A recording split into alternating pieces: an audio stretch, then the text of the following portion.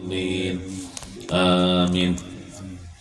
Assalamualaikum warahmatullahi wabarakatuh. A'udzu billahi minasy syaithanir rajim. Bismillahirrahmanirrahim. Alhamdulillahi rabbil alamin.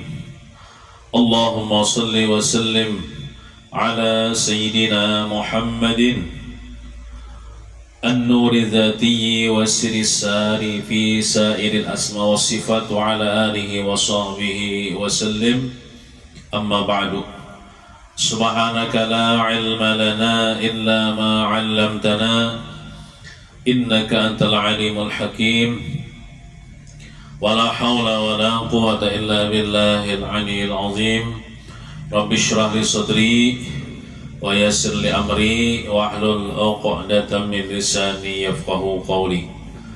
Alhamdulillah, kita wajib bersyukur kepada Allah Subhanahu wa taala, Tuhan kita yang Maha Pengasih lagi Maha Penyayang, Sang Pemberi nikmat, nikmat iman, nikmat Islam, nikmat taufik dan hidayah serta pertolongan. Dapatlah kita berkumpul di majelis kita ini, majelis sebulan sekali, majelis pembacaan manaqib Siti Khadijah atau keluarga Siti Khadijah. Mudah-mudahan kegiatan kita ini walaupun sebulan sekali, mudah-mudahan diberkahi oleh Allah Subhanahu wa taala. Dan kita seberatan mudah dapat berkah Siti Khadijah. Amin ya rabbal alamin. Salawat dan salam semoga senantiasa Allah sampaikan kepada junjungan kita Nabi besar Muhammad sallallahu alaihi wasallam, dan juga kepada keluarga beliau, sahabat, kerabat, zuriat, dan orang-orang yang mengikuti jejak langkah beliau mulai dulu dan sekarang ila yaumil qiyamah. Kita doakan tuan rumah sekeluarga mudah-mudahan selalu diberikan kesehatan afiat, dipanjangkan umur dalam taat beribadah kepada Allah, dimurahkan segala urusan, dimurahkan rezeki yang halal yang berkah, dikabulkan segala hajat, diberikan kebahagiaan, keselamatan dan kesuksesan dunia wal akhirah. Amin ya rabbal alamin. Langsung saja ulun bacakan tentang kisah atau manaqib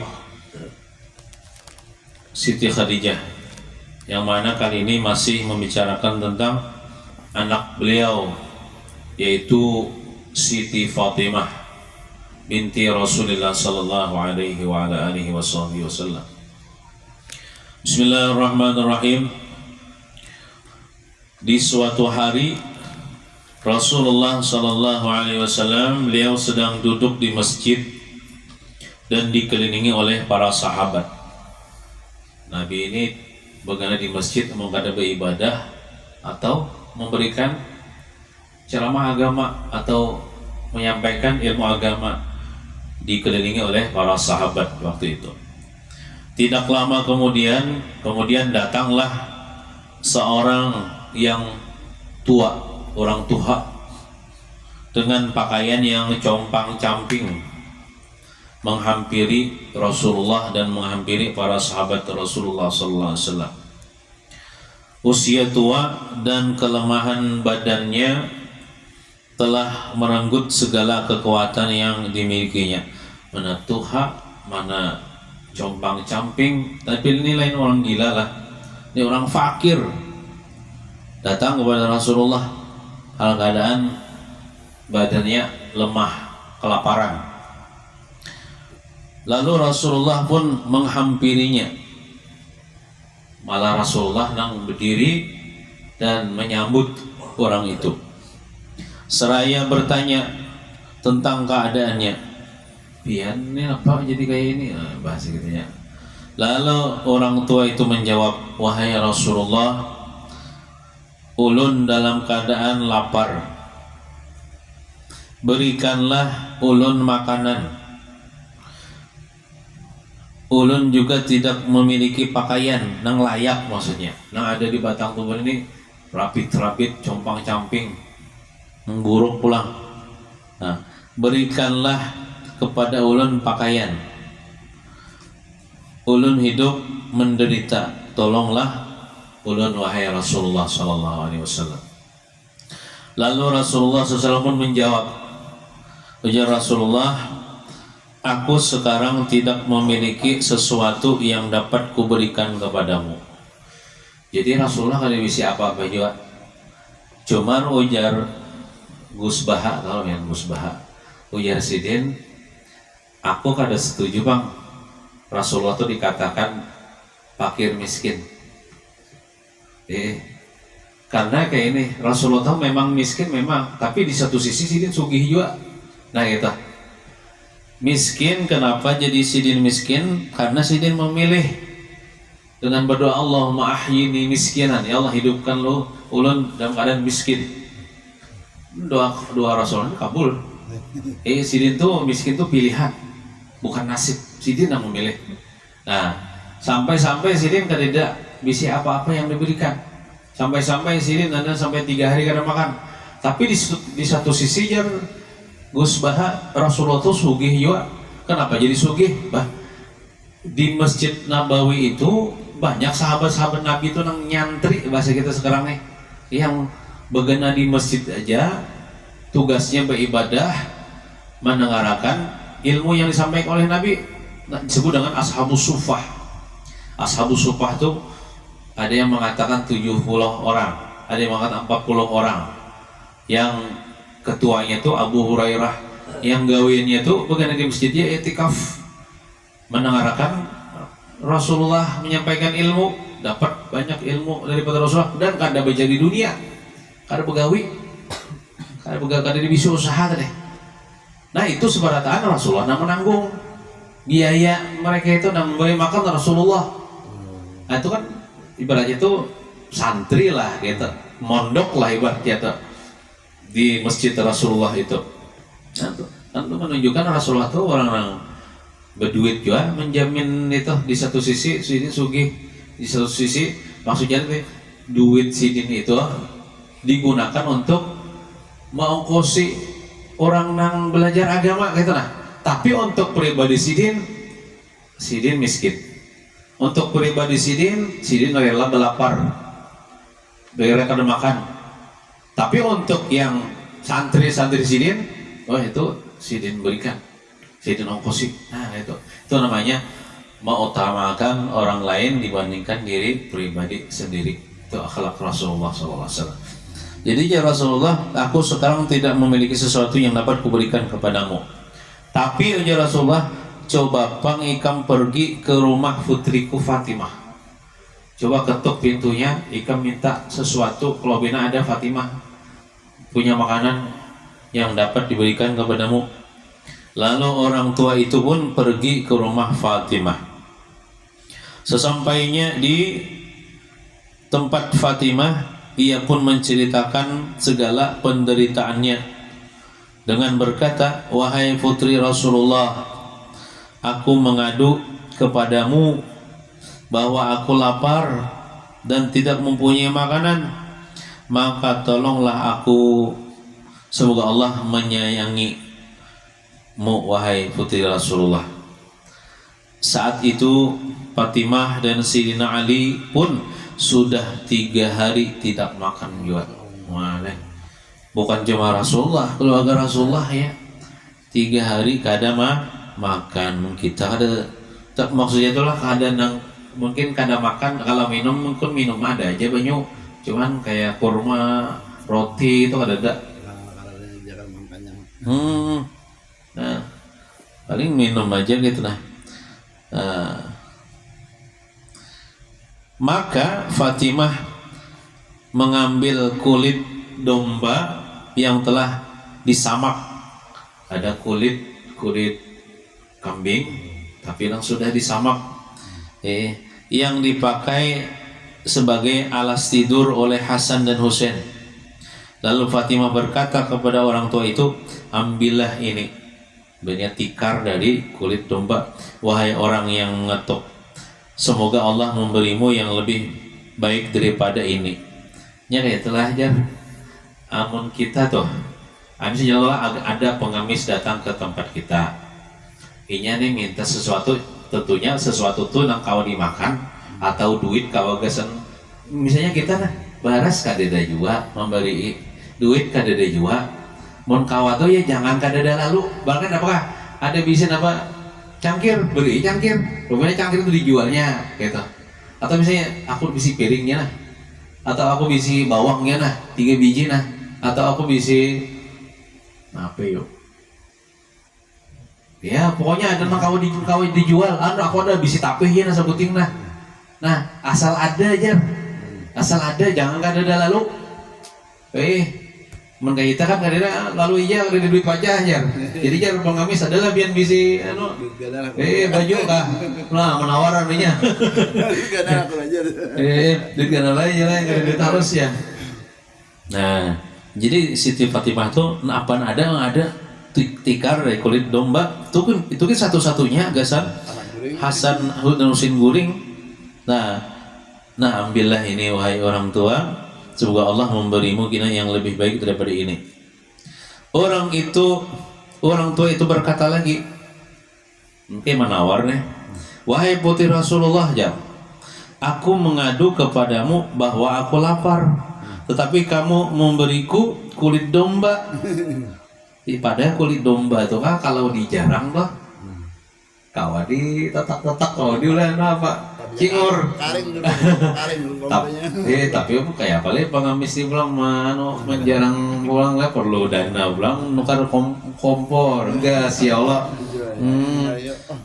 Nah maksudnya tuh maksud Fatimah tuh dia jual gak nukar kurma kan gitu. Tapi orang tadi berkata, artinya ulun ini lapar. Hendak ibaratnya hendak nang atau duit ke agasan. Tetapi kamu memberiku kulit domba. Aku tidak dapat melakukan apa-apa dengannya. Dengan apa aku menghilangkan rasa lapar? Ujar nang pengemis itu. Ketika mendengar perkataan orang tua itu, kebetulan juga, tapi kan tidak kebetulan. Mau di dunia ini seberataan rencana Tuhan ya Allah. Fatimah melepas kalung. Sini ada bisi kalung emas pula. Dilepas sidin kalung. Lalu kalung yang hadiah. Situ dihadiahi orang juga oleh Putri Hamzah binti Putri Hamzah bin Abdul Muthalib. Kan Hamzah itu paman Nabi berisi anak si putri itu bapak Fatimah tuh ya. Iya kayak itu lah ya. Sepupu juga ya saya. Sepupu juga ya oleh Fatimah nih. Nah barian putri Hamzah bin Abdul Muthalib kepadanya. Nah dan memberikannya lalu diberikan Fatimah kalung itu kepada lelaki tua itu. Seraya berkata, juallah kalung ini insya Allah engkau akan dapat memenuhi kebutuhanmu. Jual lagi ya. Melepas kalung. Ini memang kalung Siti Fatimah lah. Artinya harta bini lah. Jadi biar ada izin naon laki kan bapak. Kita punya ini harta bini itu harta bini. Amunnya harta laki di situ ada juga harta bini gitu. Duit maksudnya bini itu bisa usaha sendiri. Itu duit bini lain duit laki. Tapi kalau duit laki di situ ada duit bini, ada hak bini. Nah, jadi pada bayi ini masih dinali ya Allah. Nah, setelah mengambil kalung tersebut, pria tua itu pergi ke masjid. Kadang nang ke toko emas ada waktu itu toko emas. Rasulullah masih duduk bersama para sahabat. Lelaki tua itu lalu berkata, wahai Rasulullah, putri pian Fatimah memberikan kalung ini kepada ulun untuk dijual demi memenuhi segala kebutuhan ulun. Rasulullah pun terisak sidin menangis Rasulullah. Lalu ada sahabat Nabi namanya Ammar bin Yasir berkata, wahai Rasulullah, apakah anda mengizinkan kalung ini kubeli? Jadi Rasulullah tuh menangis tuh karena terharu dengan kemurahan Putri Sidin nih. Bukan nang menangis namanya yang akan dah. Aman kuitan biasa memalar. Menangisin apa? Sedih ya anak seorang yang kada harta lagi. Ini kada Rasulullah tuh bangga. Tapi di hari dia kada makan kada pinjau kalong barang minta aku memberi macul. Iya. Nah, artinya Rasulullah tuh terharu dan bangga dengan si Fatimah. Aku mengorbankan itu untuk membeli makan fakir miskin. Lalu jar Ammar bin Yasir, sahabat Nabi nih, wahai Rasulullah, apakah anda mengizinkan kalung ini ulun beli? Kan perlu ke toko emas lagi, ulun tukari. Nah, siapa yang membelinya, semoga Allah tidak akan menyiksanya nanti pada hari kiamat. Nah, artinya dia luar biasa nih. Bila aku nang membeli ini didoakan Nabi supaya di akhirat kada disiksa Allah. Nah,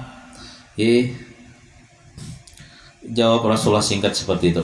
Ammar bin Yasir bertanya kepada lelaki tua itu, berapa kamu mau menjualnya ya? Lalu dijawabnya, aku akan menjualnya seharga roti dan daging yang dapat mengenyangkanku. Jadinya itu ya, aku perlu itu ya, roti dan daging. Lauknya nih gasan mengenyangkan perutku. Nah, betul ada pang ujungnya juga pakaian yang dapat menutupi badanku. Nah gasan ada lagi ujungnya lah, dan 10 dinar. Iya, ada lagi pentingnya 10 dinar sebagai bekalku pulang menuju rumahku. Jawabnya pendek. Lalu si Ammar bin Yasir berkata, kada balik tawaran lagi nih. Ku beli kalung ini dengan harga 20 dinar emas. Wah, tadi kan menawarkan 10 dinar ya. Satu hari dengan harga 20 dinar emas, kemudian ditambah lagi makanan, pakaian dan kuda sebagai tungganganmu pulang. Nah, mungkin waktu itu Ammar ini berduit lah. Nah, lalu ia membawa pria tua itu ke rumahnya, dibawa Ammar ya bin Yasir ke rumahnya, ambil duit itu. Lalu diberinya makan, pakaian, kuda dan 20 dinar emas. 20 keping emas lah, berarti sugih gitu tuh. Bisa berkilo-kilo juga tuh. Tapi kan kalungnya ini bukan masalah berapa, mungkin kalungnya tuh kecil aja, cuman ini kemurahan Ammar pula. Kemurahan hati Ammar bin Yasir pulang nih. Kada hakun kalah juga Siti Fatimah saja nih. Nah, kemudian belum lagi kisahnya. Nah,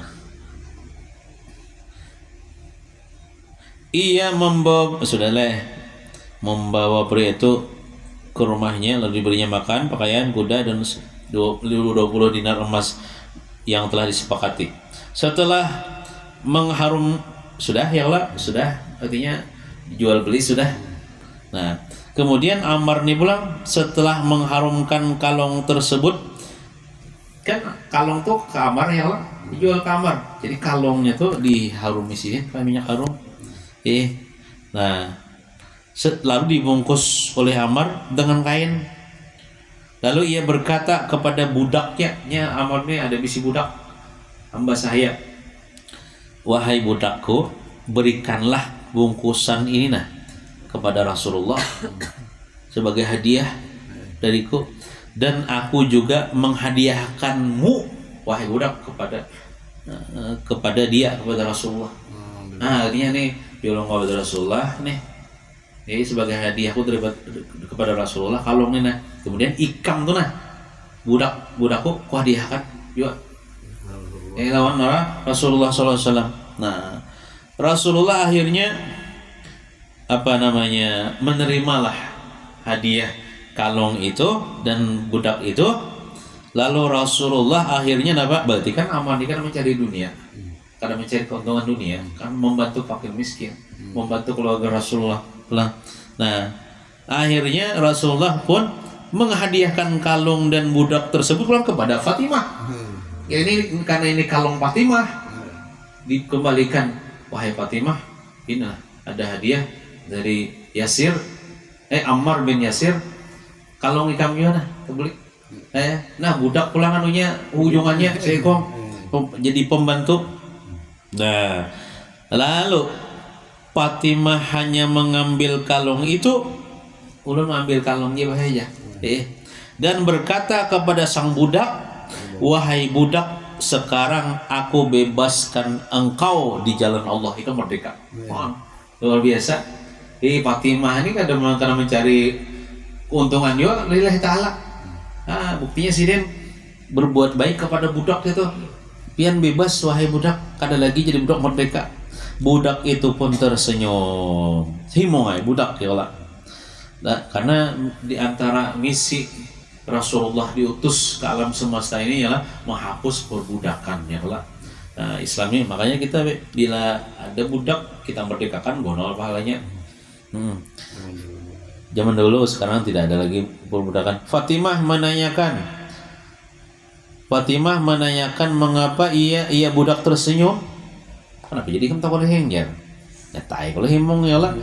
Ia budak menjawab, wahai putri Rasulullah, kalung ini yang membuatku tersenyum. Berkat kalung ini nah, ulun merdeka. Ia telah mengenyangkan orang yang kelaparan. Kalung ini nah, sebab kalung Allah Ta'ala bang ikatnya mengenyangkan ini sebab kalung ini nah, orang fakir ini ambil kelaparan. Memberikan pakaian kepada orang yang tak berpakaian. Nang orang fakir tadinya kawan pakaian nang layak. Kemudian menjadikan orang fakir jadi kaya sugih. Ya Allah dapat 20 dinar tadi. Bab bisi kuda pulang. Nah, ini sebab kalung nih. Memberikan tunggangan kepada orang yang tidak punya tunggangan dan membebaskan budak. Ya Allah nih. Dan akhirnya ia kalung kembali kepada pemilik aslinya. Iya biar. Ini judulnya lah apa tadi? Sebuah kalung yang penuh berkah, sebuah kalung yang menyebabkan keberkahan. Nah jadi luar biasa bila kita membantu orang itu kita akan dibantu oleh Allah Subhanahu wa taala di dunia di akhirat. Nah itu awalnya dipilih makan ya Allah itu kisahnya tuh luar biasa. Nah kemudian judul yang berikutnya, Rasulullah wafat kemudian disusul kadalawas oleh Fatimah wafat juga. Penyakit yang diderita Rasulullah bertambah parah. Ada yang mengatakan Sidin itu bekas diracun.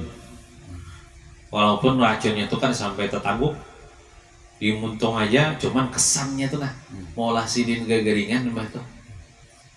Karena di waktu perang Khaybar itu kan kaum muslimin menghadapi bubuhan Yahudi.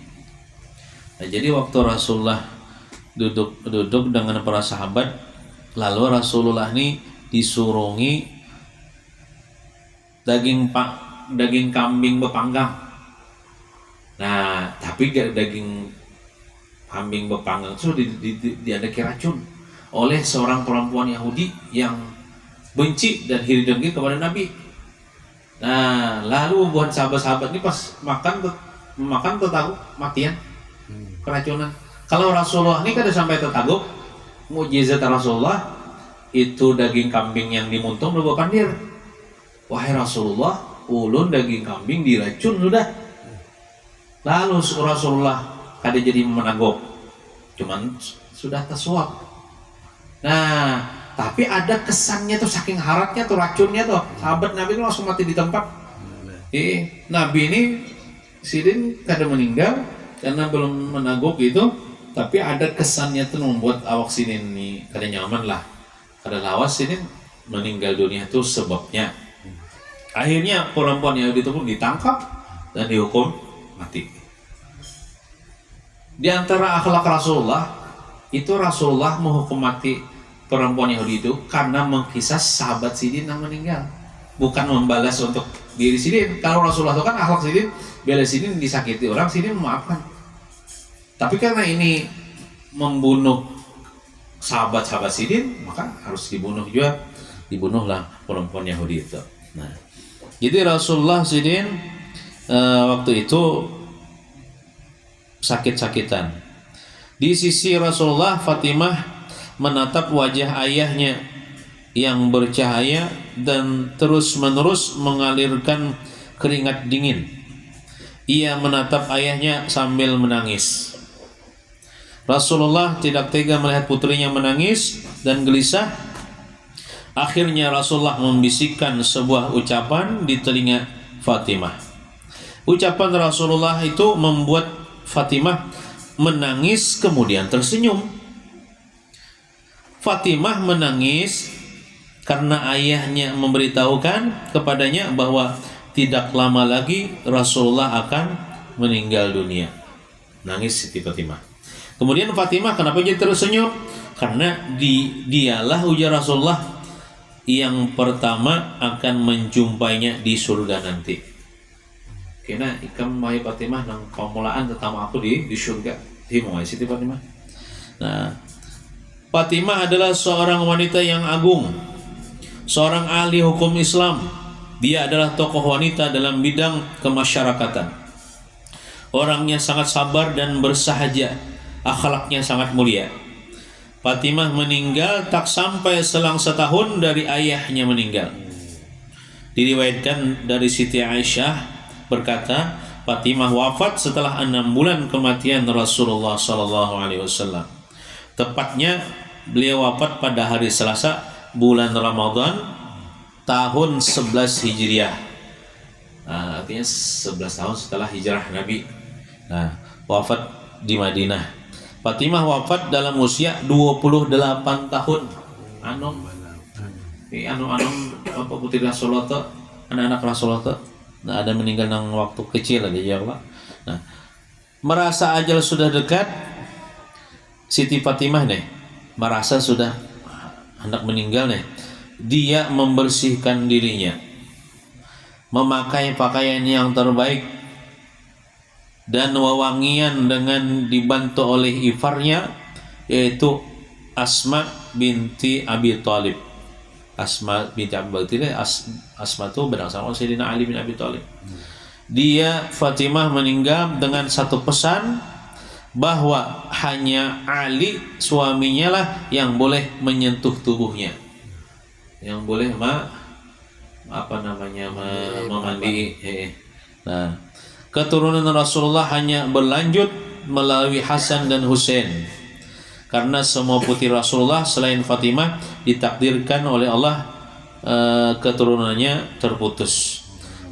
Hanya dari Hasan dan Husain yang mendapatkan keturunan hingga sekarang. Keturunan Rasulullah menyebar di mana-mana. Wallahu a'lam bishawab.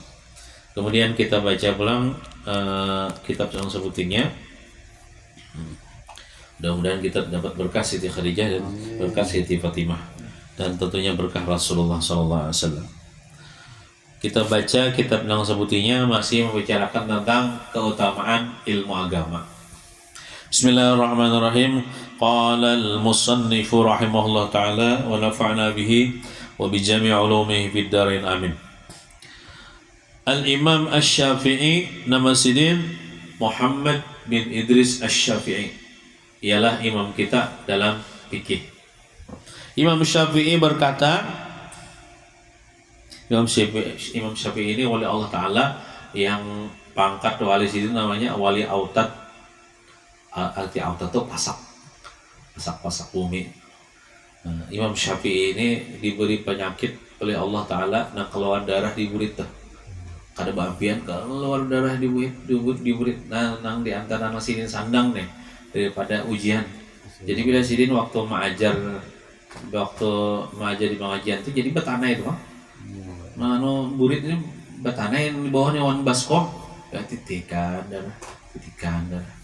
Ada ulama besar oleh Allah Ta'ala. Nah, itu di antara sidin mungkin menyandang bala lah. Nah, tetap sidin mengajar walaupun titikan darah. Nah, Imam Syafi'i berkata, barang siapa menginginkan dunia hendaklah menggunakan ilmu. Nah, jadi namun kita nih hendak wujud gawe di dunia nih harus berilmu kita. mun kada beilmu banyak salahnya kita. Dunia deh ya Allah. Makan satenya harus beilmu, kada beilmu ya itu cocok kawan. Dan barang siapa ingin akhirat, saya hendak menggawi amal akhirat ya Allah. Contohnya nabi ibadah hendaklah menggunakan ilmu. Nah, ilmu juga hendak sembahyang ya Allah, ilmu. Karena sesungguhnya ilmu itu dibutuhkan di dalam keduanya, maksudnya pekerjaan dunia, pekerjaan akhirat itu harus dengan ilmu. Nah itu. Kemudian diceritakan dalam sebuah riwayat bahwa dunia ini ya diberikan oleh Allah kepada orang yang dicintainya atau orang yang kada dicintainya. Dunia dan seluruh isinya nih diberikan Tuhan kepada hamba yang dicintainya atau orang yang kada. Artinya nih dunia ini diberikan kepada orang Islam, dunia ini diberikan kepada orang kafir. Jadi orang kafir dia makan minum dapat kenikmatan jadi dunia. Orang Islam kayak itu ya. Artinya tuh dunia itu Tuhan kada memalarakan dunia itu. Karena dunia itu tidak ada nilainya di sisi Allah Subhanahu, sedikit pun tidak ada. Jadi kalau bagi Allah tidak ada nilainya itu beri akan aja. Siapa orang yang beriman orang kafir lah. Sedangkan ilmu agama itu tidak diberikan Allah kecuali kepada orang yang dicintainya dari orang-orang yang baik. Nah, tapi ilmu agama atau iman dan Islam itu hanya diberikan kepada orang yang dicintainya.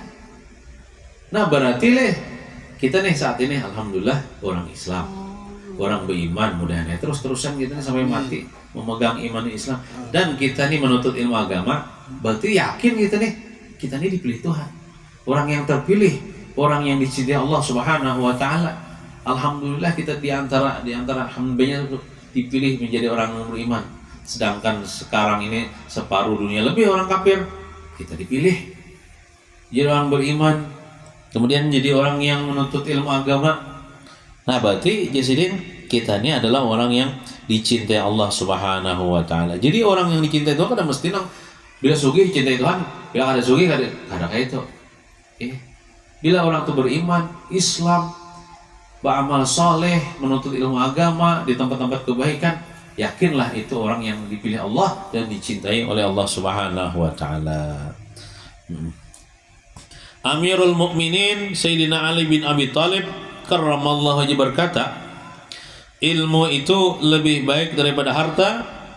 Ilmu menjagamu sedangkan engkau menjaga harta. Ilmu akan bertambah dengan diinfakkan sedangkan harta berkurang dengan diinfakkan atau dibelanjakan. Ilmu menghukumi sedangkan harta menghukumi sedangkan harta sesuatu yang dihukumi.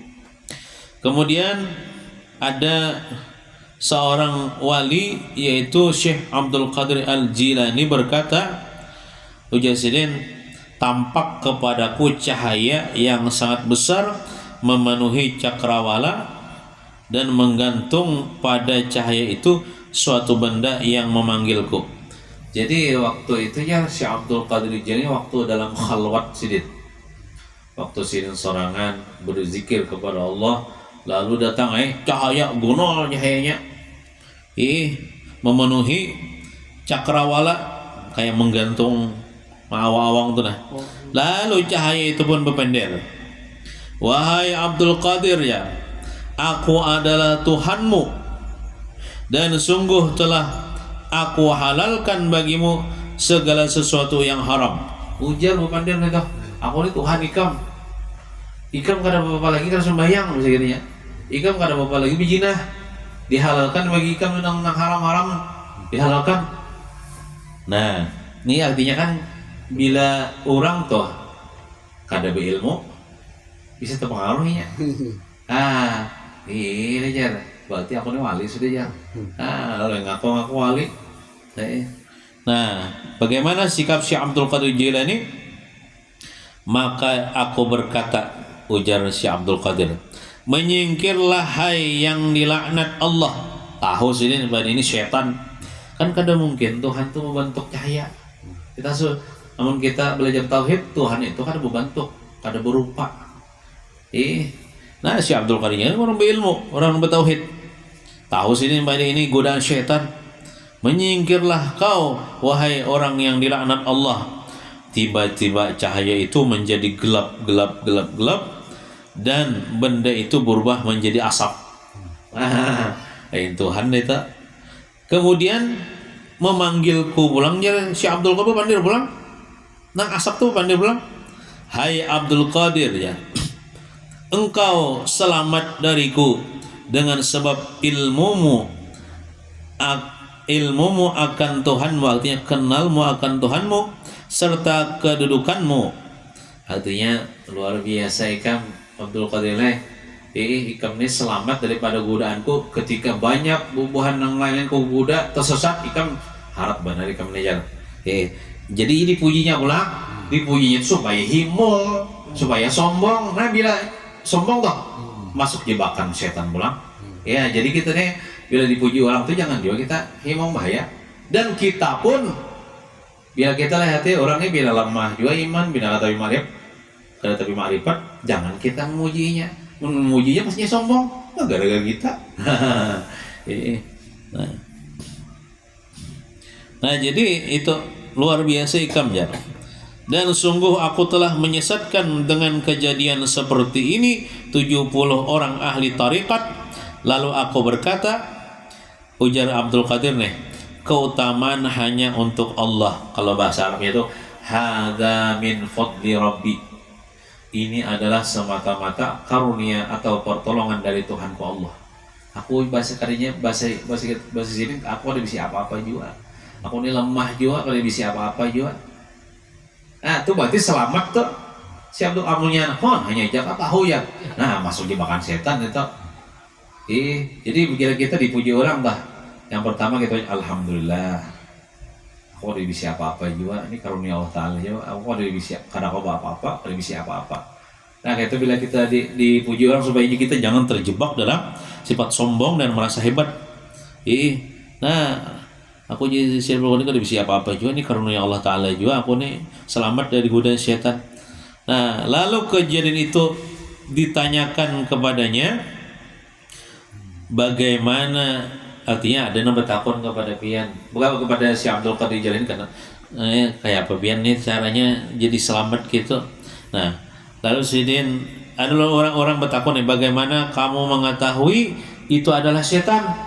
Lalu Syekh Abdul Qadir Jalin berkata, dengan perkataannya itu, nah aku sudah curiga. Nah, apa perkataan setan? Sungguh telah aku halalkan bagimu segala sesuatu yang haram. Adalah Tuhan bukan kayak itu. Yalah. Allah Ta'ala tuh, maksudnya Allah Ta'ala tuh berpandai melewat lisan Nabi Muhammad. Nabi Muhammad dalam hadis-hadisnya, dalam ayat Quran adalah memadahkan zina itu halal. Yalah. Adalah memadahkan meninggalkan sembahyang itu boleh. Kan sudah mencurigakan, sudah salah tuh pernyataan gitu. Nah, berarti setan tuh. Jadi kayak kita misalnya lah, mungkin kita kadang melihat nang setan tuh cuma ada manusia setan berbentuk manusia. Di akhir zaman dia mengajarkan ajaran-ajaran sesat. Nah, ya, namun kita berilmu kan kita kok membedakan. Nah, misalnya orang ini apa? Bungas, tinggi besar, cahaya muhanya berbulang kayak tangguy. Tasbih kayak bikin apa misalnya, bisa terbang. Bisa terbang misalnya, bisa hilang. Lalunya mengajarkan apa misalnya, mengajarkan kada sembayangan lagi. Mengajarkan yang boleh berjudi, boleh minuman keras. Nah, kita jangan tertipu dengan penampilannya. Dan itu amun dibandingkan Dajjal, harap Dajjal lagi. Dajjal itu bisa memperlihatkan neraka, bisa memperlihatkan surga. Tapi aku Tuhan jadi Dajjal. Banyak orang fitnah itu. Nah, jadi amun kita berilmu, kita membedakan, oh ini ajaran sesat nih, jadi ikuti. Oh ini ajaran benar, diikuti. Nah, itu kan ilmu juga itu ngarannya. Nah, insyaallah amun orang tuh berilmu, kawat tuh kada kau ditipu, kada kau dibunguli orang tak. Kemudian ada seseorang Fattah al-Musli rahimahullah ta'ala, beliau berkata, bukankah orang yang sakit jika tidak diberi makan dan minum dan tidak diberi obat dia akan mati? Mereka menjawab, iya memang benar. Tuh orang garing, misalnya orang garing, kada diberi makan, kada diberi minum, kada diberi obat, lihat tangan aja kada diharagu, dia akan mati. Sebabnya apa nih? Allah Ta'ala apa hakikatnya mati akan. Lalu beliau meneruskan, begitu pula hati kita Presiden. Hati kita nih jika dicegah dari hikmah dan ilmu selama 3 hari, ia pun akan mati. Ada yang mengatakan selama 40 hari nih, kada kita nih pada dengar agama, kada menuntut ilmu agama, hati kita ini bisa gersang dan akan mati. Karena makanan hati ini adalah ilmu. Jadi ada siraman rohani ya. Nah, bila kita menuntut ilmu, dapat ilmu siraman rohani. Kayak tujuan kayak tanaman dah. Apalagi zaman sekarang nih kan gagal ya kalau panen. Itu gara-gara kada hujan sebabnya nih. Nah, kayak itu juga hati kita nih ada disirami dengan ilmu agama, bisa mati hati kita nih. Bisa karas hati kita nih. Bisa bangkang. Bisa kada subur hati kita. Nah, oleh karena itu kita nih dalam sebulanan, adalah ilmu sekali bang sebulan ya lah. Nah kayak itu. Ibadah adalah nutrisi hati. Oleh karena itu, bila usai dari majelis ilmu, ada seorang ulama namanya Sidin Habib Idrus bin Umar Al-Habsyi membaca doa, Alhamdulillahilladzi at'amani hadza wa razaqanihi min ghairi haulin minni wala quwwah. Padahal ini bacaan ini mau makan biarlah. Sebagaimana membaca doa ini setelah makan makanan jasmani. Ini kan nang pian apa atau apa doa imbat untuk makan? Paling alhamdulillah ya Allah.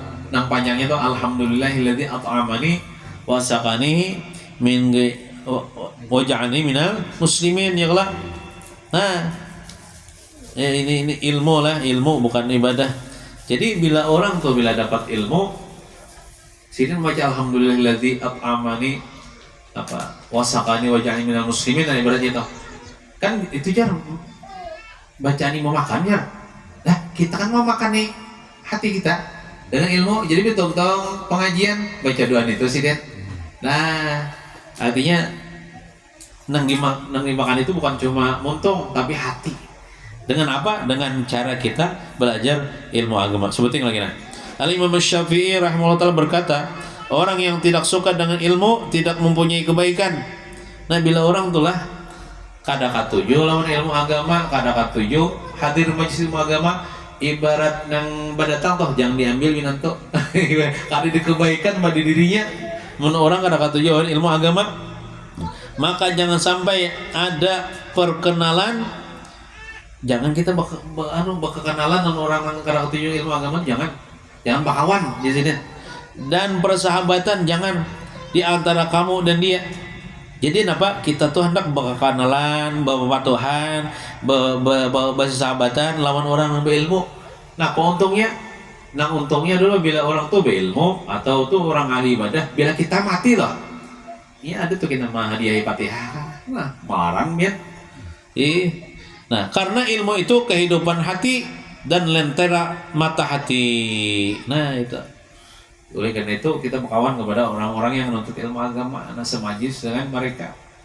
Ada manfaatnya kita. Nah, mudah-mudahan kita seberatan selamat dunia wal akhirah dan kita kawam mengamalkan ilmu agama. Amin ya rabbal alamin. Sallallahu ala sayyidina Muhammadin wa ala alihi washabihi wasallam. Alhamdulillahi rabbil alamin. Bismillahirrahmanirrahim. Qul huwallahu ahad. Allahus samad, lam yalid wa lam yulad wa lam yakul lahu kufuwan ahad. Bismillahirrahmanirrahim. Qul huwallahu ahad. Allahus samad, lam yalid wa lam yulad wa lam yakul lahu kufuwan ahad. Bismillahirrahmanirrahim.